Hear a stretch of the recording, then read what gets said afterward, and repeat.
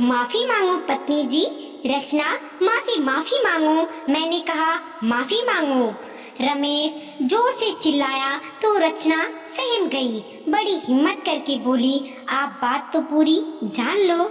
नहीं जानना कुछ भी, बस मेरे लिए मेरी माँ ही सही है। लेकिन हर बात के दो पहलू होते हैं, दूसरा पहलू सुने बिना ही फैसला कैसे सुनाया जा सकता है। घर के बड़ों से माफी मांग लोगी तो छोटी नहीं हो जाओगी। इतने तो संस्कार दिए होंगे माँ बाप ने। सॉरी बोल रचना रोती हुई अपने कमरे में चली गई। उसके लिए आज ऐसा पहली बार नहीं हो रहा था। पिछले 1 साल में या सब अनगिनत बार हो चुका था। बिना गलती के वो माफी मांग मांग कर परेशान हो चुकी थी। देख ले रमेश, माफी ऐसे मांग रही है जैसे कोई एहसान कर रही हो। जरा जरा सी बात पर मुंह खुलता है इसका। एक हम थे जो सास के सामने मुंह पर ताला लगाए रखते थे। ये आजकल की लड़कियां भी ना ज्यादा बोलती हैं, इसीलिए घर नहीं बसते। घर चलाने के लिए औरत का चुप रहना बहुत जरूरी है, वरना घर में रोज महाभारत होती है। कमला जी अनवारित ही बोले जा रही थी, माँ आप आराम करो वरना आपकी तबीयत खराब हो जाएगी। रचना से मैं बात करता हूँ। इतना बोल रमेश कमरे में चला गया। रचना अभी भी कमरे में रोए जा रही थी। आंखों के आमने सामने अपनी गृहस्थी उसे बिखरते हुए नजर आ रही थी। रमेश उसके पास गया और उसका हाथ अपने हाथों में लेते हुए बोला, तुमसे कितनी बार कहा है माँ के सामने अपना मुंह बंद रखा करो। जरूरी है क्या हर बात में बहसबाजी करना। आज मूड अच्छा था, तुम्हारे लिए चॉकलेट और फूल लाया था, लेकिन घर में घुसा तो घुसते ही लड़ाई झगड़ा देखने को मिल गया। सारा मूड खराब हो गया। इतना बोल रमेश ने फूल और चॉकलेट रचना की तरफ बढ़ा दिए। रचना ने लेने से इनकार करते हुए कहा, रमेश आपको कैसे पता मैं बहसबाजी कर रही थी? आप तो अभी आए और जब आप आए तब माँ बहसबाजी कर रही थी ना कि मैं, लेकिन आपने पूरी बात जानने की कोशिश भी नहीं की और सीधा मुझ पर चिल्लाना चालू कर दिया। वो हर दिन ऐसे ही करती है, मीन मेख निकालना, बात बात पर झगड़ा करना, ये उनकी आदतों में शामिल है।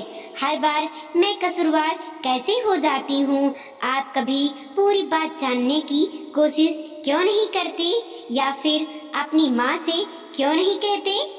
ऐसा कब तक चलेगा? देखो रचना, पिताजी के बाद माँ ने अकेले ही मुझे और दीदी को पाला पोसा है। माँ की आधी जिंदगी तो दादी ने लड़ाई झगड़ों में बर्बाद कर दी। जब वो दुनिया से गई उसके बाद माँ को थोड़ी राहत मिली थी कि पिताजी अचानक चले गए। पिताजी की पेंशन में जैसे तैसे गुजारा करके हमें बड़ा किया है। अब बताओ उनके खिलाफ कैसे जाऊं? तुम समझती क्यों नहीं? नहीं समझती मैं, क्योंकि समझने की जरूरत आपकी माँ को है। आपने कहा मुंह बंद करके काम करो, लेकिन अगर सामने वाला ही आपसे भिड़ना चाहे तो? ताली एक हाथ से नहीं बजती, तो फिर ये तो रिश्ते हैं, एक तरफ से कैसे निभाए जा सकते हैं? माना आपकी माँ ने आपके लिए बहुत कुछ किया है, लेकिन मैं भी तो अपना सब आपके लिए छोड़कर आई हूँ। माँ को अच्छा फील करवाने के लिए बीवी को जब चाहे नीचा दिखाना कहाँ तक ठीक है? बंद कमरे में आपके मुंह से फूल झड़ते हैं, लेकिन माँ के सामने एक शब्द नहीं निकलता मुंह से। माँ को बुरा नहीं लगना चाहिए, बीवी को कितना भी बुरा लगे अपमान के घूंट अब और नहीं पी सकती। बंद कमरे में कभी फूल लाते हो, कभी चॉकलेट, कभी तोहफे। नहीं चाहिए ये सब। सम्मान चाहिए जो मुझे इस घर की बहू होने के नाते मिलना चाहिए। बस वही चाहिए और वो तब मिलेगा जब आप मेरे लिए कुछ बोलेंगे। बस मेरे लिए भी बोलना सीखो, वरना मैं हमेशा बिना कसूर के माफी मांगती रह जाऊंगी। इतना बोल रचना मुंह फेर बेड पर लेट गई। इधर रमेश असमंजस में था कि क्या करे। माँ को कुछ कह नहीं सकता और हर बार रचना को समझा समझा कर भी थक गया था। माँ को दुखी करना नहीं चाहता था और बार बार बीवी को बिना दोष के खरी खोटी सुना सुना कर भी परेशान हो चुका था। माँ को खुश करने के चक्कर में बीवी को एक दो बार नहीं कई बार रुला चुका था। हर दूसरे दिन बीवी और माँ के बीच झगड़ा होता और उसमें रमेश पिसता जा रहा था। परेशान होकर रमेश कमरे से बाहर निकला तो कमला जी बोली, बेटा मेरी बीबी की दवाई खत्म हो गई है, मेरे लिए दवाई ला दे। तेरी बीवी ने मेरा बीपी बढ़ा दिया। माँ एक बात पूछना चाहता हूँ, मैं जानता हूँ कि आपको बुरी लगेगी। नहीं बेटा बोल, मैं तेरी किसी बात का बुरा नहीं मानती, जो कहना है साफ साफ का। माँ क्या दादी बिना वजह आपको परेशान करती? हाँ बेटा, पता नहीं क्या चलता था बुढ़िया के दिमाग में, हमेशा कुछ न कुछ बोलती रहती थी। कितना भी कर लो उसके लिए कभी खुश नहीं होती थी। मेरी आधी जिंदगी तो उसी ने खराब की थी। मेरी शादीशुदा जिंदगी में सबसे ज्यादा दुख तेरी दादी की वजह से ही थी। ऊपर से तेरे पिताजी हमेशा तेरी दादी की तरफ से ही बोलते थे। मेरा पक्ष कभी उन्होंने जानना ही नहीं चाहा।